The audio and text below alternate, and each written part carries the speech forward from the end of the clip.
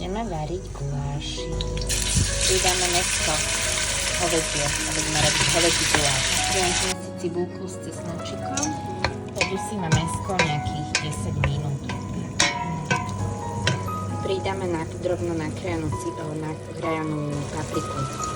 Poriadne okoreníme, lebo korenie to je základ, aby ten gulášik dobre chytil. Poriadne okoreníme, lebo korenie to je základ, aby ten guláš dobre chytil. Možno niekto nedáva, ale ja dávam kardamom a bábňan. Zlepší to chuť. Pridáme cibulu.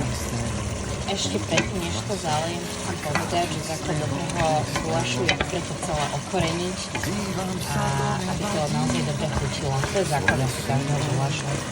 Tento hovädzí sa dlhšie varí, ale zalejeme to vodou.